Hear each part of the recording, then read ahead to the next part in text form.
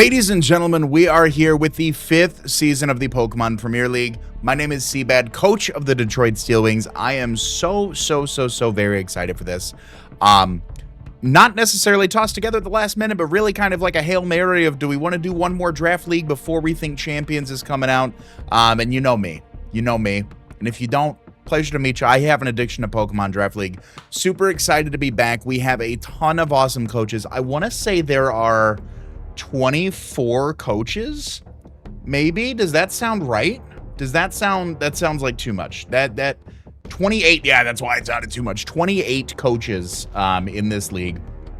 It is going to be an absolutely great time. Hope you guys are excited. If you guys are, show some love on the like button. If you guys are new, you like Pokemon Draft League, why don't you do me a favor, hit that subscribe button right now.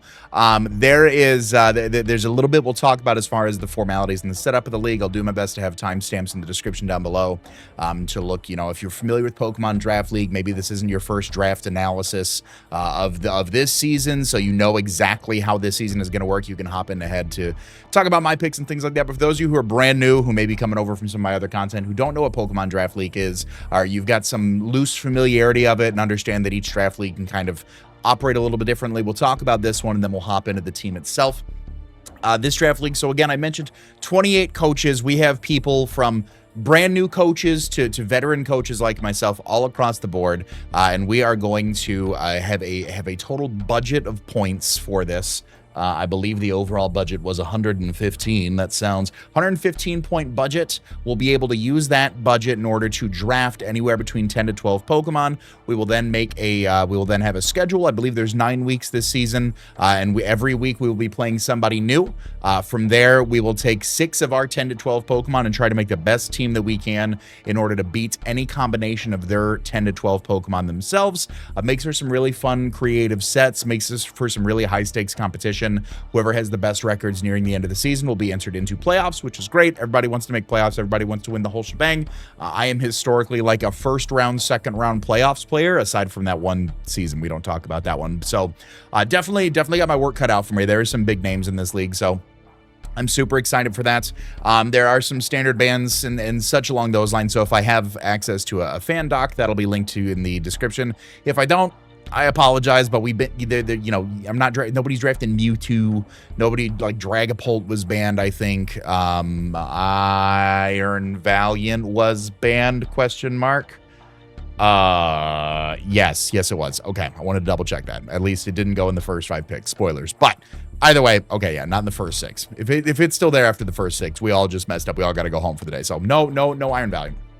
But just as an example, on some common, like, very high tier draft league mons that you would normally see lying around, we did not include those in the draft pool this time around. So going through the draft, so 28 coaches, you're like, wow, you guys are going to be really skimming the bottom of the barrel. We do have 2 separate drafts during this. So there is draft 1, the Scarlet draft. There is draft 2, the Violet draft. I'm in the Violet draft. So it'll be 2 drafts going on simultaneously between 14 coaches. So a little bit more even of a pool. So that way we're not just skimming the bottom of the barrel. Like, hooray, I got a Bayleaf. Like, that's my 4th round pick. Like, we will have some options available to us, definitely. But 14 coaches, still a pretty decent amount to go into this roster with. So it is a snake style, so it'll go from coach 1 all the way down to 14. The 14th coach will then make a back-to-back pick, taking pick 14 and 15. It'll go all the way back down to coach number 1, who will make back-to-back picks, so on and so forth. You get the idea. I had 3rd pick overall, and it's been a really decent run the past few leagues where I've had the opportunity to pick relatively early in the draft, which allows for 2 things. The first thing is that I can historically get something that I want. There's no way that if I don't, so being 3rd overall, if I only want to draft 2 Pokemon first up and they both go, like, we just call it a day. That's it at that point. But being 3rd overall, it gives me the option to really grab something that I value, that I like. And it's not a wheel necessarily. I do get to make 2 picks relatively back to back.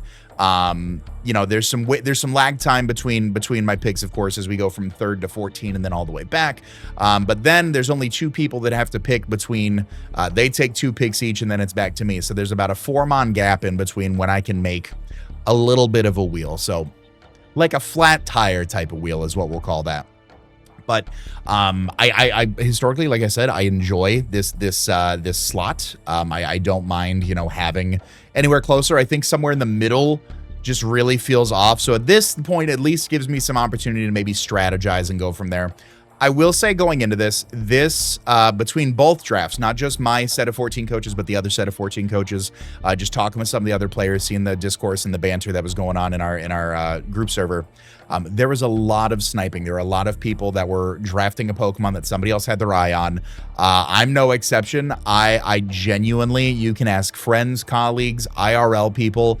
I got hit so bad one round, I was genuinely pouting. I was upset. I am 32 years old. I was genuinely pouting at how upset I was because it happened. Like, how could this happen to me? Like, it happened, you know, happens to everybody once or twice, right? It just annihilated, just out of the water. It was awful. So definitely had to think on my feet. Definitely had to, you know, adapt and kind of restructure. You'll kind of make some loose plans as the draft goes on, and then really, as more picks are solidified, as more of your points are expended, you know, you kind of have to start to solidify some things and understand, okay, instead of 10 different routes this can go, now I've got like 2 sets of 3 Mons or 3 sets of 2 Mons or whatever that looks like in order to finish up the team, finish up the budget, things along those lines. So all that to say, I appreciate you watching all the way into the intro. We're like 7 minutes in and I'm just now like talking about Draft League, hee hee ha ha ho ho. Let's talk about the Pokemon and what I drafted. Again, 3rd overall. I've picked up some newcomers. I've picked up some Pokemon that are historically good in Draft League. I've picked up some Pokemon that I find historically good in Draft League. So you'll see some new faces. You'll see some old faces. You'll see some Pokemon that you've seen drafted before, if not by me, then by another coach. So definitely we've got some Pokemon that we've drafted, of course. So being 3rd overall, there was a Pokemon that I really enjoyed having recently. Loved it. And I loved it so much. It is a recency bias, which is going to increase my love for the Pokemon, but also my anxiety that I will not get to draft that Pokemon. I had a lot of fun building with it. I had a lot of fun just bringing it every week and just seeing what new creative sets that I could even try to run. Even if the sets weren't super creative, just being able to sculpt the EVs out perfectly. I feel like the Mons that have like, you know, stupid proof Pokemon that you can just use for stats and call it a day. I always love building with those. I don't know what it is. It's something I should probably get evaluated, but either way, I love it. And I truly, you know, I talked with probably, gosh, 3 or 4 different people about this and was like, I really want it, but if I don't, like, I want it. And if I don't get it 2nd round, I will be upset. I will make a scene. Like, it was rough. It was rough. Like I said, there are people that can vouch for it if you're watching and you want to leave a comment and vouch that I harassed you and was like, should I get this overall? A lot of people are like, if you want it, take it. They think it's going to be, you know, okay, but like, obviously if you want a Pokemon, like, draft it. So, first pick overall for the Detroit Steel Wings in the 5th season of the Pokemon Premier League. Coming back from the BUBL, we got Titanostrike, the Raging Bolt. I love it. It's so good. Electric Dragon type. It has the Photosynthesis ability, so when the Sunny Day is active or if I use the Booster Energy item, my highest stat is boosted by an additional 30%. If it is my speed stat, it gets boosted by an additional 50%. Looking at its stats overall, 125 base HP, 73 attack, 91 defense, 137 special attack, 89 special defense, 79 speed. So I'm really not going to play too much with the attack, right? Like that's kind of a given. Speed, maybe.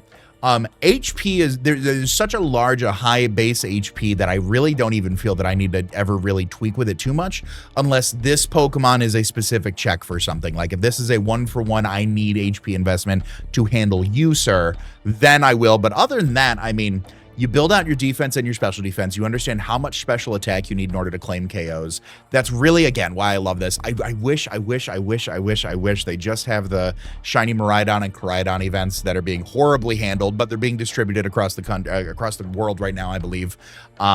I wish Shiny Raging Bolt was available for my last Scarlet Violet Draft League. I do. Shiny Raging Bolt looks so good. It looks so good. I wish I could do it. I can't. Even if I were to like jump through some hoops for in-game, it'll flag and just not. I'm not concerning myself with it. So one day it'll come home. That day is not this day. Let's go ahead and talk about the moveset here. Raging Bolt, most notably, huge special attack stat. It does have some niche physical moves, which I'll touch on, but as far as offense goes, you know, it has a very reliable setup through Calm Mind, boosting special attack and special defense by 1 stage. It does have access to, you know, standard electric moves, standard electric dragon moves, right? Discharge, Draco Meteor, Dragon Pulse, Hyper Voice, Substitute, Taunt, Thunder, Thunderbolt, Thunderclap, the signature move of Raging Bolt. It is an electric type sucker punch. It goes first if the target is not attacked. Fails if the target is not attacking. Thunder Wave, Volt Switch. Right, pretty standard like electric dragon type moves here. But some of the more niche moves that I've enjoyed using thus far. Stuff like Earthquake on Raging Bolt. You know, having a base 73 attack isn't great, especially when I want to probably run Modest. So Earthquake really has to be there for the very like niche 4x super effective mons, just to catch them off guard, right? If they've got a very low attack or defense stat, but maybe a high special defense stat, something along those lines where Earthquake makes sense to run. That's kind of an idea there. The alternative to that, another physical move that I've ran previously is something like Heavy Slam. I'm a big ass dinosaur. Like, I'm heavy. If Heavy Slam, if a steel move hurts you like a fairy type, it might not be picking up Okos, and this isn't the sweeping set, but if you're swapping in predicting like I can take a Thunderbolt reliably, I'm immune to a dragon move, and all of a sudden I drop my dinosaur on you, it's still some pretty decent ship damage at the end of the day. So it is a taunt user. It's got a little bit of a middling speed tier, 75, but it does get access to taunt. It can use moves like Charge Beam, of course, 70% chance to raise the user's special attack by 1 stage. It's 90% accurate. You could compound some rolls there if you so choose to. You know, some other niche moves. Snarl, Weather Ball we had talked about, so or we hadn't talked about. I had talked about it in a prior season, but really, again, like I said, I like it. I do. Do I understand that this is not Iron Valiant? This is not Meowscarada, not Terrapagos? Absolutely. Like, I own that before you start commenting like, this is definitely a tier 2. I get it. I did not want this to be like the first round tier 2 pick. And if you look at the other draft, it went pretty late in the draft. So, like, I understand that and I own it. I had fun with it, and that's what I want to do. I want to build with mons that I enjoy and that I have fun with. That being said, there are some things that Raging Bolt does struggle against, right? You know, it does have good special offensive powers. It does have a very high special attack stat. It's got the ability to put a lot of pressure on, you know, on the special side. I'd like a Pokemon to really help round out kind of offensive synergy on the physical side if possible. One of the things that Raging Bolt has trouble breaking, immediately that come to mind are things like Steel types. Steel types are very hard. They resist the Dragon types.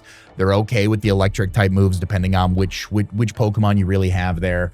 You know, there's Fairies, of course. Fairies are going to be a little bit problematic. We're going to be able to hit those, you know, as super effectively as possible, at the very least, you know, hard neutrally. So we want some Pokemon that are going to be able to hit, you know, swing pretty hard. So coming back around, there was Landorus-I that was available. And I didn't get it because it got fucking picked right before my turn, entering in the era of me getting sniped consecutively for the next couple rounds. So wasn't able to get Landorus-I, but I was able to draft Mustache Merca, the Landorus Incarnates. Same mon, different, you know, what did Robert Downey Jr. say? Same mask, different task. New task, new mask, same task, whatever it is. New mask, same task. That's what it was, because we're in different masks. Anyways, Landorus Incarnate, Mustache Merca is here. Ground flying type Pokemon with the Sheer Force ability. It does also have Sand Force. I doubt I'll be running Sand Force, but Sand Force does boost Ground Rock and Steel by an additional 30% in a Sandstorm. Sheer Force specifically, any attacks that have a secondary effect, something like Sludge Bomb, Sludge Wave has a 10% chance to poison, right? Sludge Wave now has a 30% damage buff to it, but there is no more 10% chance to poison. So any secondary effects, Earth Power is another good one. Not 10%, I believe it is, to drop your special defense stat. All of a sudden, I get a 30% buff to that. I just can't drop your special defense stat anymore. Really just naturally boosting this Pokemon's offensive prowess, right? And there's a great interaction in competitive Pokemon with the Sheer Force ability, where when you pair it with the Life Orb item, the Life Orb historically, it'll give you an additional 30% damage for 10% of your HP. Somewhere in the calculation, and like logically it makes sense. Don't ask me where in the chain of mathematics this is, but essentially the Life Orb recoil becomes a secondary effect of you attacking, right? Like if you're going for an attacking move and it has the secondary effect available to it, Sheer Force is going to nullify that and anything that thereafter happens, which is great. So something like Sheer Force, like I said, the Life Orb recoil won't happen on those moves that are boosted by Sheer Force. If I go for something like an Earthquake, Earthquake has no secondary effects, so Sheer Force will not activate, and I will take the Life Orb recoil as a result of that. What are some other interactions I've seen? I've seen Sheer Force Rapid Spin, where it doesn't boost like stats and it doesn't remove hazards. Like it's a very interesting interaction, to say the least. But at the end of the day, Sheer Force being able to boost this, it is still very offensively, present, I think is how I wanted to finish that sentence there. 89 base HP, 125 attack, 90 special defense, 115 special attack, 80 special defense, 101 speed. Really well-rounded at the end of the day. Obviously a much higher attack stat than a special attack stat. Yeah, much higher, like 10 points, right? Like, so it can hit either way. Let's talk about a little bit about move coverage here. First things first, Landorus is a ground flying type. It does give me an electric immunity. It does give me a ground immunity as well. Ground immunity helping out the Raging Bolt that we just previously talked about. As far as the Pokemon itself goes, access to setup through either Bulk Up or Calm Mind, has access to Crunch, Earth Power, Earthquake, Extra Sensory, Focus Blast, Grass Knot, Hammer Arm. It can set up with Nasty Plot, Psychic, Rock Slide, the signature move Sandsear Storm. I have a 20% chance to burn foes, and I can't miss in the rain. If I'm running Sheer Force, I can no longer burn, but that is now a 130 base power ground type move, which is crazy. Scorching Sands, Sludge Bomb, Sludge Wave, Smackdown. It can set up Stealth Rocks, which is great. Swords Dance, Taunt, U-Turn, Weather Ball. Weather Ball's always nice. And just looking through there, like I said, it's got some very, very hard-hitting moves that really help us to break some of the Pokemon that Raging Bolt may otherwise struggle with. Steel types, popping those with Earth Power, right? Fairy types, I've got Sludge Wave on deck. Like, this is not, a Steel or Poison type to punish that. They still really don't want to take a Life Orb Sludge Wave from Sheer Force Landorus at the end of the day. Ground types with moves like Grass Knot, with, what was I looking at here? Was that the one? That was literally the move I was looking at right there that prompted that thought. Yeah, Grass Knot. I mean, it's got some niche coverage, not even niche coverage. It's got some decent coverage that Raging Bolt doesn't have access to, that allows us to really continue to pressure our opponents. 101 base speed. We're still seeing speed creeps in Scarlet and Violet with a lot of the newer mons, but 101, naturally faster than a lot of the base 100s that have historically been around. So good speed, very ideal Life Orb user, very reliable rock setter. Does have that 4 times weakness to ice. So we've got 2 mons that are weak to ice we want to take a little bit of a look at. But I really like this Pokemon. I do. Moving into, so now we went down, we came back, so now 4 mons later, it's back up to me, and I'm like, well, what do I want? What do I want to do? What do I want to do here? I'm getting pulled in every direction. Should I have gone Raging Bolt? Should I have not gone Raging Bolt? Should I have gone this? Should I have not gone this? I want Landorus. I don't get Landorus. Where am I going to go from here? Just give me some spikes. Give me some spikes. And I've talked about another draft analysis here. Give me my immunities too, right? Like, do not just let them click Psychic into me 6 times for the 6-0. Do not let them click Earthquake 6 times into me for the 6-0. Like, give me my immunities, damn it. Drafted a fan favorite to me, maybe a fan favorite to you guys. I don't really know how you guys felt about this Pokemon. I liked it. I think it's reliable. I've played it recently in another draft league. I've played against it in another draft league. I have drafted it before in a standard set, but also in a almost any ability draft league setting. We are bringing back Tide Reaver, the Hisuian Samurott. This Pokemon is a water and dark type. It does have the Torrent ability. Most notably, it will be bringing its Sharpness ability probably to every single game that it comes to. The Sharpness ability, it means my slicing moves have their power multiplied by 1.5 times, essentially adding a free choice band on slicing moves. G-Chase, slicing moves. That sounds great. What are slicing moves? Let's talk about things like Air Cutter, Aqua Cutter, a 70 power base 70 power water move with a high critical hit ratio, now getting boosted by 1.5. That's now 105 base power. Then we take Stab on top of that, another 1.5 times. So it's like a $157, somewhere around there. Let's talk about Ceaseless Edge, signature move of Hisuian Samurott. It is a dark type move, base 65 power, boosted 1.5 times. We're sitting like 97. Then we toss Stab on top of that. Again, we're sitting around like a $150, somewhere around there. But another thing about Ceaseless Edge is that it also sets up a layer of spikes on the opponent's side of the field. Free spikes, free damage. Who doesn't love that? That's a win-win. I absolutely love it. It's got some cool disruption move, and there are other slicing moves that it gets access to that boost sharpness, but Razor Shell is another one, 75 base power moves. So now we're going to take Stab and sharpness on top of that. That's now 105. The similar situation of Aqua Cutter, we're sitting around a $150. If it's super effective, we don't even talk about it from there. Sacred Sword, things along those lines. Those are going to be other moves that are boosted by that. As a dark type, gets access to things like knockoff. As a water type, Flip Turn, always great. Has priority with things like Aqua Jet and Sucker Punch. Has some disruption with moves like Encore as well. It can be a taunt user. Very, very reliable Pokemon. Like I said, at the beginning of this video, or at the beginning of when we started talking about the Pokemon, I really do enjoy you know, a lot of these Pokemon. I think I got kind of caught up for a little bit in drafting new, and I want to do new. Sometimes there's Pokemon you just really like playing with, and sometimes there's Pokemon that, like, maybe by the end of a season you really get a grasp on, and you're like, oh, I guess that's it for us. Like, you can draft it again in the next league. Like, you can try new things, and I have tried new things. Obviously, Landorus, I've never drafted a Landorus before. In 10 plus years of playing Pokemon, I've never drafted a Landorus.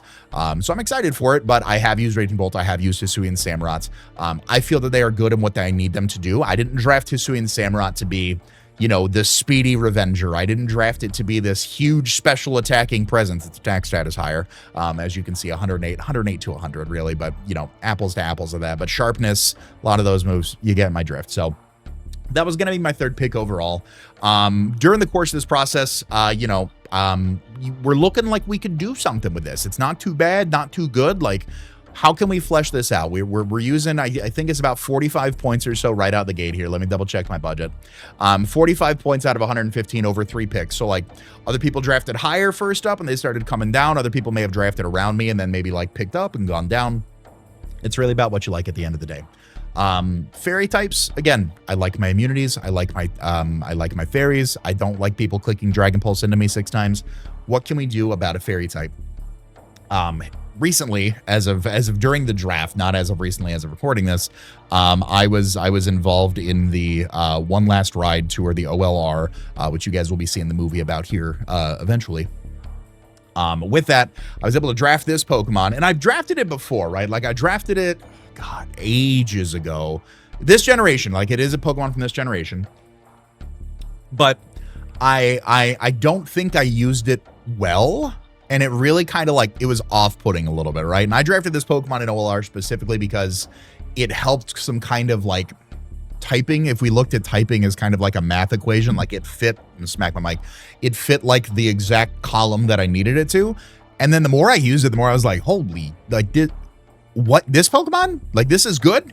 And it did really well. And I really enjoyed it. And I think it's got a lot of utility. It is not, you know, it's not your Sylveon. It's not your Florges, which I've used in BUBL. It's nothing, you know, enamorous. It's not enamorous. But it's great at, like, doing what you need it to do. If you need something to play Cleric, it can play Cleric. If you need something to play Disruption, it can play Disruption. If you need something to fast KO, like pick off like a very horrible example, because it's literally what happened, but like picking off like a Deoxys Speed, you're like, how do you pick off a Deoxys Speed? Like, that thing, like how do you do that?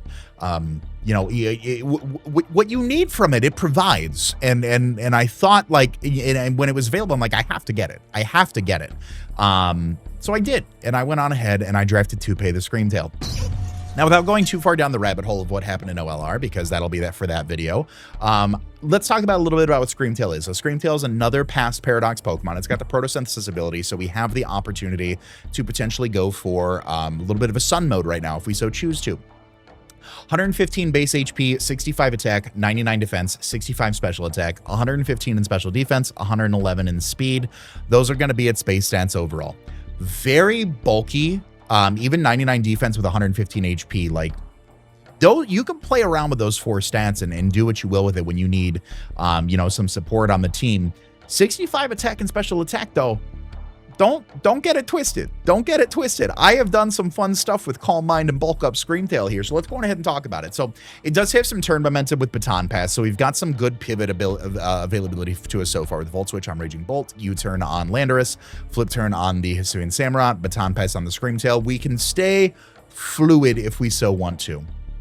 Access to moves like Blizzard, Body Slam, Boom Burst, set up through Bulk Up and Calm Mind, Crunch, Dazzling Gleam, Disruption and Disable, Recovery and Drain Punch, Disruption with Encore, Expanding Force, Facade, Fire Blast, Fang Punch, Flamethrower, you name it, going all the way down. It can be a screen setter. It can use Perish Song if we so need to. It can go for rocks. We've got another rock setter, so we're taking that pressure off of Landorus Incarnate if we so need to. It can hit things with things like Stored Power. It can phase with Roar. It can be, again, some speed control with Thunder Wave. It can trick. It can send wishes off that huge 115 base HP. I won't go much further down the rabbit hole because I believe everything up there, you know, there's some few niche moves that you could take a look at further down in its move list. But really, again, what you need from it, you can get from it. You know, if you're looking at like 5 out of 6 mons, you're like, damn, I really need like a fast rocker. Booster Energy Screamtail. I mean, there's not much that's going to outpace that. Unless it is like 150, like what, Iron Val, it get banned, by the way, in this league. Scarf Dragapult, banned, by the way, in this league.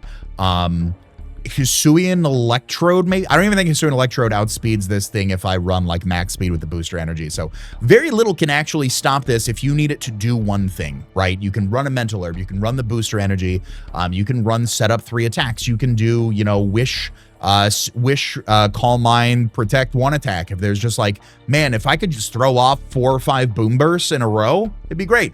Guess what Screamtail can do? So again, is it the like most powerful fairy type that has ever been available in Pokemon Draft League? Not by any stretch of the imagination. It does what I want it to do, and that's what I like about it. And I hope that I can pull it off well here in the PPL. So that way, if you guys, you know, do not get a chance to watch the OLR movie, you've got an opportunity to see Screamtail shine in this league. This is about the draft. This is about the time, as I talked about during the video, where I now will begin pouting over the snipes that have happened so far. I have in my mind, you know, thanks to Addie, that the idea of, and that's no shade, I love Addie, she's great. The idea in my mind of a hardcore Sun team would go crazy. And I just drafted like Raging Bolt with Rain availability in the BUBL. I'd love the opportunity to do that with Sun. You know, I've used Sun with Walking Wake before, Gouging Fire. I haven't used it with Raging Bolt. I haven't used Sun with Screamtail. So like, let's get cheeky with it, you know, let's try it. And I build out this whole plan, and it involves like Tentacruel, and it involves like Walking Wake, and it involves like a few of these other mons. And I've got some like, you know, if this, then that type of a situation. You want your backups. Within about 4 mons, my backups, like 3 or 4 Pokemon in my master plan. Boom, bye, gone. Just dunzo. And maybe that's on me, because looking at, you know, shout out K-San and the Toronto Razor Leafs. Looking at their team, yeah, okay, I can see that this could have eventually been a Sun team. You know, they had Great Tusk, Alomomola, Weavile, and Ogerpon Hearthflame. So like, you don't hate the Sun, right? You know, Weavile doesn't mind the Sun. It's not doing, you know, Alomomola really, like, you're not using Alomomola offensively as a water type, so it doesn't really care about the Sun either. You know, so like, maybe the writing was on the wall there. Tentacruel goes, and I'm like, oh shucks, like I would really love some hazard removal. Golly gee, guys, why'd you have to take that from me? It's okay, I can still draft Walking Wake here. And right before I go again, Walking Wake goes, and I legitimately like put my phone down upset. Like I have never been like 3-4 times in a row now this league just whoop off the table. Great, sick, fun, we're having fun here. Need replacement coaches? I can go find one for me, because it was rough. It was rough. So that being said, after some folks talked me off a ledge, you'll see why I'm laughing here in a second. That's funny. After some folks talked me off a ledge, we were talking about, you know, draft captains, or Terra captains. In this league, one thing that I didn't mention, or talk about at the beginning of the video, and I apologize, is how we're handling terrestrialization in this league. So Of the 115 points, 30 of them are used to assign Terra captains. A Pokemon can be a regular pick at 10 points, or it can be it can have access to any Terra type at like 15 points, let's say, as an example. So now that Pokemon comes at an inflated cost, and then once I grab that Pokemon, I lose 15 points for my regular draft because I've spent my points on that, but also of the circle of 30 that I now have to assign and designate Terra captains, 15 of that is taken off the table. So likely anywhere between, you can get like 1 to 3. I think the rules are 2 to 3. 0 to 3. You can opt to have no captains or any amount in between. So you can have anywhere between 0 to 3 captains. In this format, you really do want, like 1 to 2, depending on how good your one is. But we're just breaking it down, right? We're breaking it down. We're like, what is really like going on here? What are vibes? What can we do here? And there's a few Pokemon that, again, I've seen in thumbnails and I've heard talks and I've seen KD ratios, and I'm like, there's some Pokemon here that could be pretty good as a Terra captain. And after some careful thought and some consideration by friends and colleagues alike, I went on ahead and drafted Igris the Ceruledge. They talked me off a ledge, Ceruledge. That's why I was laughing. Now you're in on the joke, isn't it great? Ceruledge is a fire ghost type Pokemon. It has 2 abilities. The first is Flash Fire. My fire attacks do an additional 1.5 times damage if hit by 1 fire move, and it does give me a fire immunity. It also has access to the weak armor ability. If I am hit by a physical attack, my defense is dropped by 1 stage. My speed is then raised by 2, which is cool because my speed is kind of okay. I guess it's not bad, but a free +2, I'll take it. Let's go ahead and talk about the base stats really quick. 75 HP, 125 attack, 80 defense, 60 special attack, 100 special defense, 85 speed. So again, speed, not too bad. Not too bad, right? Free +2, I'll take that every day of the week. As a fire ghost type, it does have access to some really nice moves. It's got some interesting coverage moves as well. But also as a Terra captain, I think that this Pokemon provides us an opportunity to get some really nice setup, pairing it with things like weak armor. Some of the setup that it has access to, it could be very beneficial for it. Let's go ahead and talk about that. So signature move of Ceruledge is Bitter Blade. It is a physical fire type move, 90 base power, 100% accurate, and it recovers 50% of the damage dealt. Pretty good. I like it. Brick Break, it has setup through bulk up. It can be a little bit of a utility with something like Clear Smog. It has access to close combat. Very strong fighting type move. As a ghost type, it does get access to Curse. It does get access to Destiny Bond, which could be really cool paired with the weak armor to pick off like a very fast threat. It can provide some disruption with Disable. Dragon Claw, Flame Charge for setup. Hex if we decide to capitalize on the basics through special attack. Can set up with Iron Defense, so if I take the defense drop, I can just whoop, I'm back. It does have access to Light Screen, Not Reflect, Night Slash, Poison Jab, Poltergeist, 110 base power ghost type move that attacks the target using its own item. So if it doesn't have a held item, obviously that's going to hurt from there. Psycho Cut, Shadow Claw, Priority and Shadow Sneak, Substitute, Swords Dance, Taunt, Will-O-Wisp, Throat Chop, X Scissor. Again, decent coverage pool for a physical attacker. It's got some great opportunities to, really do well and hit hard. It's got some great setup opportunities with things like Bulk Up and Swords Dance, and being able to terastallize this into different types really opens up a little bit of a door for us to either powerhouse out some damage with like Terra Ghost, Poltergeist, or Terra Fire, Bitter Blades. Allows us to really take advantage of something like weak armor and look to set up and sweep from there. Maybe just poke enough holes as we can mid game. So really like this Pokemon. And again, like I said, I was a little frustrated. I was just back to back. And again, in talking with friends and colleagues, we're talking about, how else can we make use of Terra captains in this draft league, given the budget, what's available, what makes the most sense. Coming back around, I had seen my friend Amber do miraculous things with this Pokemon. I mean, I was shocked at the things that she was able to pull off with this Pokemon. And it's one of the, I've used one of these Pokemon before, and I liked it, frankly. I did. I thought it was pretty good. Cool abilities that really just kind of help you in a pinch if you do so need it. Overall, I think it fits the bill of my stupid proof Pokemon, where you only really manipulate 4 stats at a time on it. Hits really hard, really benefits from something like just becoming a new type overall and just being able to set up and act on it. So we went on ahead and drafted Haas the Okidogi. Now, Haas is going to be our second Terra captain. Okidogi is a poison and fighting type Pokemon. It has 2 abilities. The first is Toxic Chain. All of my attacks have a 30% chance of badly poisoning, not just regular poisoning like Poison Touch, badly poisoning, like that compound. Like it's not bad. It's not bad. And it also has Guard Dog, which is the Okidogi, I believe it's Okidogi's signature ability. I could be wrong on that. I'm not immediately aware of other Pokemon that have Guard Dog. Now I'm going to look that up because I don't know. We're going to look this up together. Mabostiff also gets it. Okay, 2 Pokemon have this ability. One of them is used. The other one died in the story and had to get brought back to life by a sandwich. So again, I had literally just found that out live as we're talking about it. But the Guard Dog ability, I am immune to Intimidate. I have like a natural built-in Clear Amulet when it comes to the Intimidate ability coming into me. If I do get intimidated, I get a +1 attack boost instead, which is great. And I can't be forced to switch out. They can't Roar me, Whirlwind me, Dragon Tail me, or otherwise. I am locked in and ready to go.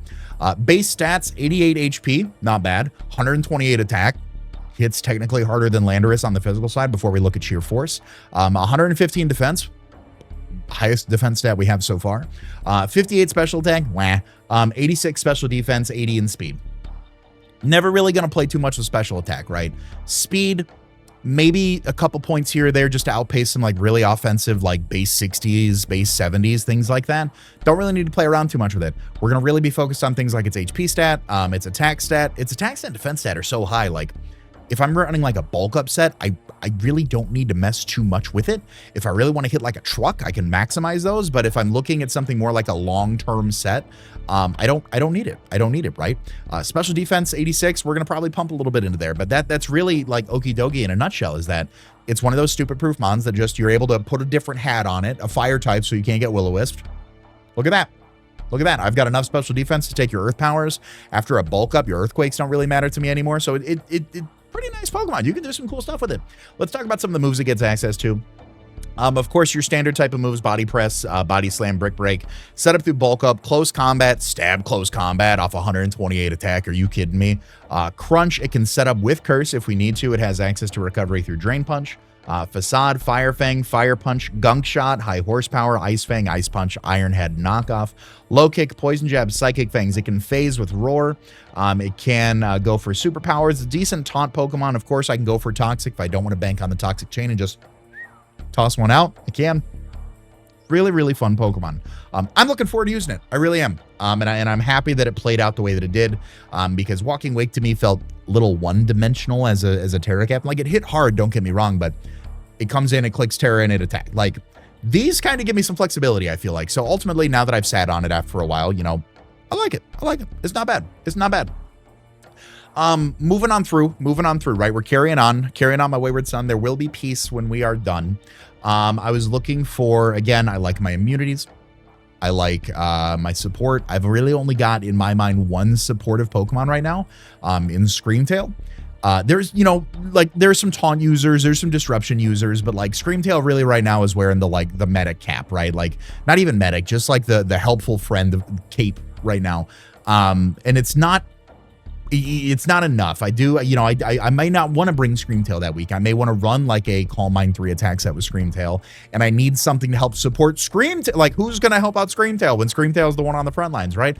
Like, who's going to do that? That's going to be Carabine or the Klefki.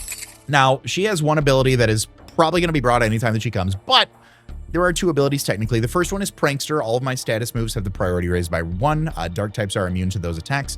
The other one is Magician. If I have no item, I steal that Pokemon's, you know, the next Pokemon item that I hit with an attack. So if I'm running something like a Berry and all of a sudden I go for a Foul Play and I just yoink your life orb, whatever that looks like, I can take items. Not just knockoff. Now they're mine. That's all mine now. So could be good, could be hindering, depending on the item that I get. But that's what you know, sticking with it.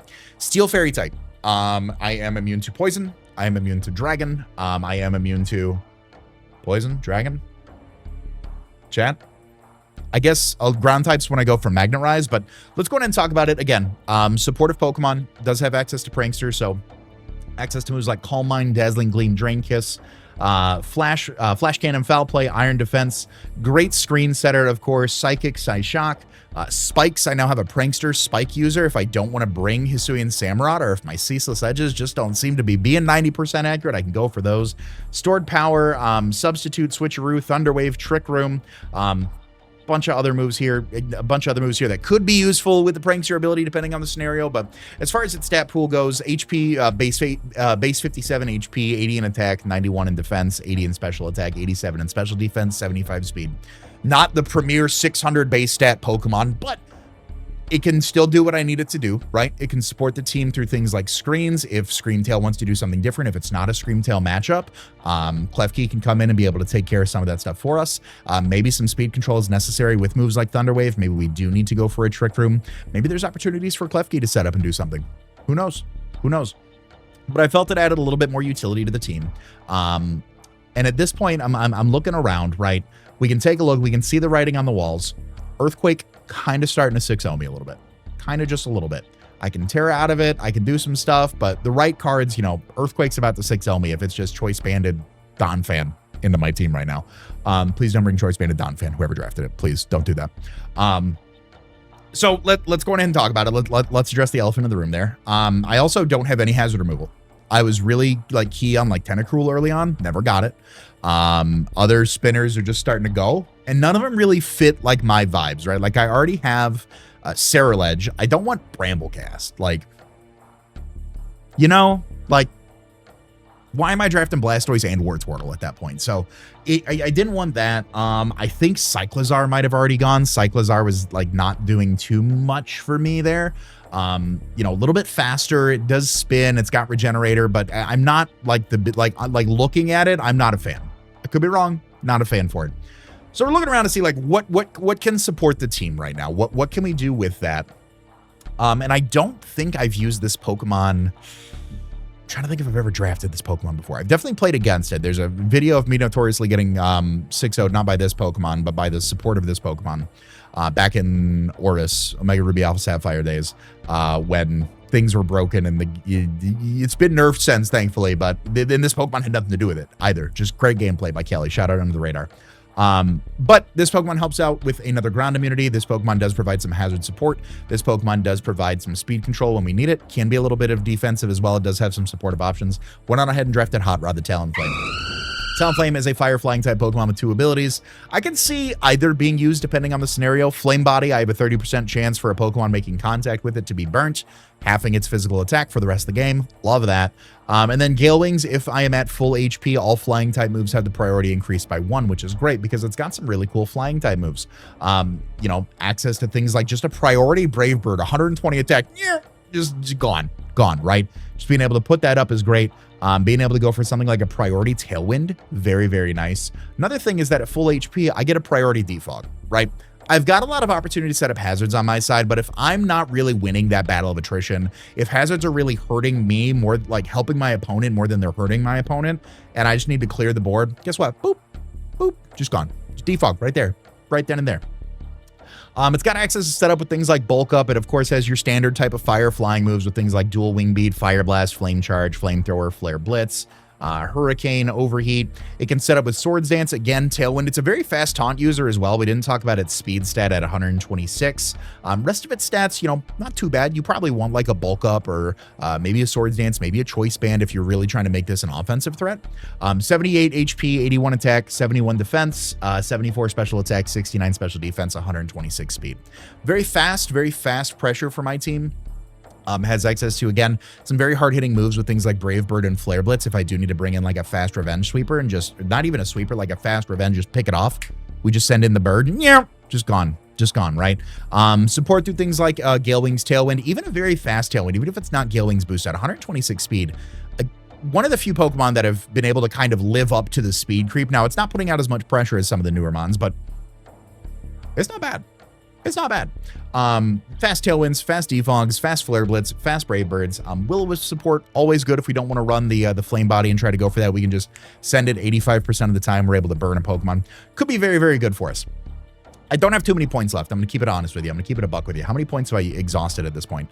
I have exhausted 101 of my 115 points so far in the draft. So I have at least, where are we at? 1, 2, 3, 4, 5, 6, 7, 8 Pokemon with the total combination of about 14 points left. I can get anywhere between 2 to 3 Pokemon. So it's really down to what plugs and plays into my team to help kind of like patch some things and help me out where I need it to. And lest we not forget, I do still have Terra points available as well. I do. Ceruledge and Okidogi, great Terra captains. You already knew that by the thumbnail and the title of this video, but there's a sleeper pick lying in the wings. There is. I went with this Pokemon. I've seen this Pokemon be used as a Terra captain before. I may change it because we do have another Pokemon that could utilize the same Terra advantages within the budget. Can do a similar business.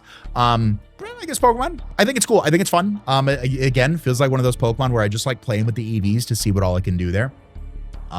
Does give me an immunity. I don't believe at this point I actually had this immunity on my team. I did not. It does provide me a ghost immunity, which is great. It does give me some speed control if I do so want. It provides me some bulk, another like good, well-rounded opportunity to set up. Could be just some good offensive with a Terra, provides me some speed control. I went on ahead and drafted Terrabelly, the Farigiraf. Farigiraf is the evolution of Girafarig. Girafarig for Rigoref, Girafarig for Rigoref. It's got some cool abilities there. I think, you know, one might be used more than the other, but situationally, one of them could work. First one is the Cud Chew ability. If this Pokemon eats a berry, it will eat that berry again at the end of the next turn. So you're eating a berry, next turn you get the same berry back, double the benefit, which is great. It has Armor Tail, which means priority moves can't impact me, which is fantastic. Fake Out, Shadow Sneak, Sucker Punch, none of those are working. Sap Sipper, my attack is raised by 1 stage if I'm hit by a grass move, also giving me a grass immunity. Could be situational. Don't really know how my Shaman matchup looks like if I need to eat seed players, but could be situational. As far as its stat spread goes, 120 HP, 90 attack, 70 defense, 110 special attack, 70 special defense, 60 speed. Pretty well-rounded, I'd say. Like, maybe that's just me. I like it. I think it'd be pretty well-rounded. Farigiraf is our third and final Terra captain. Let's talk about some of the moves that it gets access to. It can set up with moves like Agility, so even though having a base 60 speed, Agility could be beneficial for us, especially with 110 base special attack. Just saying. It can pivot with Baton Pass. It does have access to set up with something like Calm Mind. It can set up physically with Curse if we so need to. Dazzling Gleam, Energy Ball, Expanding Force, Foul Play, Future Sight, Grass Knot, Hyper Voice. It can be another screens user for us if we so need to. It can set up with Nasty Plant. Psychic, Psychic Noise, Psy Shock, Shadow Ball. It can phase with Roar. It can Thunder Wave. It can Trick Room. It can set up more wishes. So we have Screamtail with 115 HP. Farigiraf has 120 HP. We can throw some big wishes around with these two Mons lying around. So very excited for this. I think it's another Pokemon that can Terra out of its weaknesses, but I don't think it's anything like, I think it has enough bulk to where the Terra helps this set up. I think Okidogi is another mon where it's got the bulk that Terra helps it set up. I think Ceruledge can be a little bit frailer than these two. On paper, I have not played any games yet to know this for a fact. I just, you know, before somebody starts like #1 Ceruledge fan 93 in my comment section is like, I can't believe you. I don't know for certain. Just looking at stat distribution, I feel that this is a bulky Pokemon that can Terra and use it to set up, whereas Terra on Ceruledge may help it just like poke more holes than it does give it that added benefit. Unless you're running like a Flash Fire Terra Grass set, then, you know, certainly do what you're going to do at the end of the day. But again, preliminary thoughts before I've played any games. I could take that back I played my first game by the time you're watching this in a couple hours. So could be some thoughts on that there, but those are my thoughts on it. You know, again, provide some speed control with stuff like Trick Room. It can provide some support. It also has the opportunity to poke some holes with 110 base special attack. 2 Pokemon left. What do I need? I could use some just general thickness, right? I could use some general thickness. I could use a little bit of help against the ground types too. You know, I certainly don't hate that if it can provide some sort of support for the team. I feel like I've got a lot of physical bulk on the team so far. I could use a little bit more special bulk too. So let's see what we can do to round this out with Thickums the Hisuian Gudra. I've drafted Thickums before. I have prior PPL season. Wasn't like the world's biggest fan. I felt like I really didn't get in touch with it until later in the season. And I was like, oh, well, bye friend. It's been fun. It's somewhere in my mind, as much as I wanted to try new Pokemon, I couldn't quite get over the hump of I can draft the same mons. Like I can play with new Pokemon, right? So went on ahead and drafted Hisuian Gudra. Steel Dragon type, base 600 base stat total, 80 HP, 100 in attack, 100 defense, 110 special attack, 150 special defense, 60 speed. Stupid proof Pokemon are my favorite. Steel Dragon type abilities are, Gudra's signature ability, Gooey. It might not be a signature, but well known. Could be wrong. I'm not researching that one as well for R&D because this recording is almost an hour off the raw footage, so I apologize in advance. But Pokemon making contact. Now I want to know, how many Pokemon have Gooey? How many Pokemon have Gooey? Wiglet and Wugtrio, you bastards. Okay. All right. The Goomy line gets it, but so does Wiglet and Wugtrio. All right. Just wanted to throw that out there. Because I thought, again, signature ability. Twas not. Twas before this generation, though. But Pokemon making contact with this have their speed lowered by 1 stage. I have the Sap Sipper ability, same song and dance as Farigiraf. I get my attack raised by 1 stage if hit by a grass move. I get a grass immunity as a result of that. Then Shell Armor, I cannot be struck by a critical hit, which is always good, especially if you're trying to like iron defense up on something. You're really not trying to just get punched in the nose by like a crit drain punch and then you're just gone. So physical bulk, all over bulk really nicely. I think Hisuian Gudra would have made a fine Terra captain. Like, to get one of those bulkier Pokemon that can just kind of sit there, maybe Iron Defense, Body Press, maybe like do something, Didn't have it in the budget, didn't plan for it this late. Points were there and we're like, it's some bulk. It's some bulk, Can set up moves like Acid Armor. It's got access to a litany of moves, and especially with attack and special attack right around the same mark at 100 and 110, a base speed of 60, you can probably run a mix set you can run a mix set very comfortably. Not probably, I've done it before. You can run a mix set pretty comfortably. Blizzard, Body Press, Body Slam, Chilling Water can set up with Curse, Draco Meteor, Dragon Claw, Dragon Pulse, Dragon Tail, Earthquake, Fire Blast, Fire Punch, Flamethrower, Flash Cannon, Gyro Ball. More power the slower I am. Heavy Slam, more power the heavier I am. If there's 2 things I am, it is bearded and wearing a hat, Ice Beam, Ice Spinner, Knockoff, Rock Slide, Sleep Talk, Surf, Steel Beam, Thunderbolt, Weather Ball. Some other niche moves as we continue to scroll down. But I mean, overall, like I said, I feel like this Pokemon pretty good for what it does for me, right? This is not my round 2. This is not my round 3 of like, this is my dragon. Like, I already drafted my dragon round 1, but like very bulky, very, can be used very well situationally. I've got multiple steel types. I've got multiple dragons. Let's see really what we can do if we need to. I've got about 3 points left. Again, a little bit weak to ground types right now, a little bit weak to, potentially ghost types, depending on what comes in and how they're able to take care of it. So I wouldn't mind some additional, immunities in that angle. I certainly wouldn't mind something a little bit more specially bulky just to help kind of round out some of the physical bulk that we have so far. And I went on ahead for the last 3 points and drafted Martini the Arbalova. She has 2 abilities, one of which will probably be brought more than the other with Seed Sower. When this Pokemon is hit by an attack, the effect of grassy terrain begins. Discount Rillaboom is great. Being able to set up the grassy terrain is great. Helps out with a lot of those ground immunities, provides recovery for a lot of the grounded Pokemon on our team. It also has the Harvest ability, where if my last item used is a berry, it has a 50% chance to restore it each turn. If the sun is up, 100% in sun. I got all the way through the draft analysis before I mentioned this. Klefki, Prankster, Sunny Day. Boom, sun mode. Eat your heart out, Kason. I know you drafted Torkoal and Ninetales. He did, by the way. He drafted both. No, maybe he didn't. I thought he drafted Torkoal and Ninetales. Maybe he did it in free agency and he moved it around. Now I got to do some R&D. Did he? I feel like he did. Where's my, did he? I swear I thought he did. Okay, never mind. Kason, I take it back. Torkoal's still available? Really? Hard pivot sun mode right now. Torkoal's still available. Are we serious? If you're already an hour in watching this, you don't mind me going through. Okay, for some reason I thought he drafted Ninetales and Torkoal, which I genuinely thought for some reason, like, why would he do that? I genuinely thought it was a good idea when I thought that's what he did, because I don't like Torkoal under the context that it's a very slow Pokemon. Like, you set up Sun and die. Like, that's what you do. Ninetales has some like decent support behind it. Like, it's faster. It's got some nice supportive moves. And can get a fast baton pass out. So I thought, like, great, you've got Ninetales for when you want to bring Fast Sun. You've got Torkoal for when you want to bring Slow Sun. So I thought it was good. So again, I was not saying he drafted both of them as a bad idea. I liked the idea. I thought it was genius. Still think he's a nice guy. Still think he's genius. So don't read too much into that. I'm not trying to, have a twit longer about my comments about Kason. He's nice people. We had some good banter about the draft back and forth because I was able to snipe him at some point. I don't remember which pick it was, but we got revenge. Arbalava, 78 HP, 69 attack, 90 defense, 125 special attack, 109 special defense, 39 in speed. Say it with me. Stupid proof. I love stupid proof Pokemon. I'm never investing in attacker speed, ever in my life, ever. I have 4 stats to toss my 508 EVs into. It's looking great. Grass and normal type does help me out with my ground weakness. It does also help me set up the grassy terrain to prevent earthquake spam, which is also good. It has access to moves like Alluring Voice, Earth Power, Disruption with Encore, Energy Ball, Giga Drain, Grass Knot, Hyper Voice, Leech Seed, can be another dual screens user.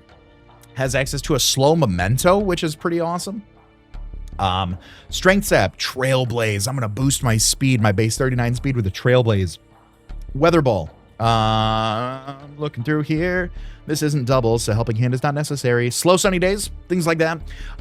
This is the only other Pokemon. So when I talked about another Pokemon on the draft that could have benefited from being a Terra captain, that was this one. I've seen Pokeaim use Terra Arbalava like a master swordsman with a master sword.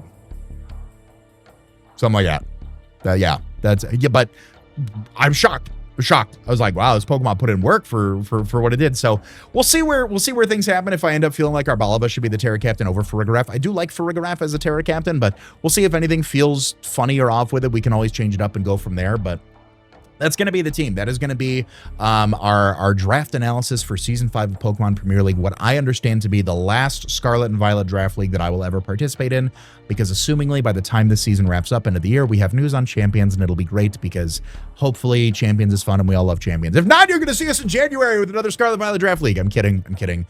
Only half kidding. I don't know when the release date for that is, but please let me know your thoughts on the team in the comment section down below. If you made it this far, comment great googly moogly. I'd love to know who actually watched an hour-long draft analysis. Some people like these of mine. Some people like, my God, talk less. So let me know in the comment section. Certainly enjoyed just kind of rambling here for a bit. Definitely longer of a draft analysis than what I wanted to do, but I felt like just talking about the ins and outs of the draft, my thoughts on the Mons.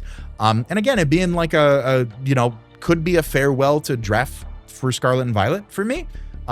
We don't know when Champions comes out. I got back into Draft League with Scarlet and Violet after my Draft League hiatus. And it's been fun. I've really enjoyed it. And I've enjoyed the friends that I've made along the way. I've had a lot of good times, a lot of good experiences, a lot of absolutely getting dog walked by players better than me, but I've definitely had a lot of fun with it. So wanted to take some time and just kind of talk about these Pokemon and make sure that my thoughts were heard on the team, especially if you like it, then we're brothers and sisters in arms. And if you don't like it, shove off, I like the team. Certainly always open to criticism. So if you like the team, if you don't like the team, feel free to let me know in the comment section down below. Appreciate your time and watching this. If you've enjoyed, leave a like. If you're new, subscribe for more competitive Pokemon content. We've got week 1 battles going up next week. We are playing Helios the God. I am super excited to play my buddy John. He has helped me out a lot in the past, so I'm excited to finally go face to face and just, have a good time. So all that being said, I want to remind you guys to be great and do great, and I'll see you guys next week for game day. Later.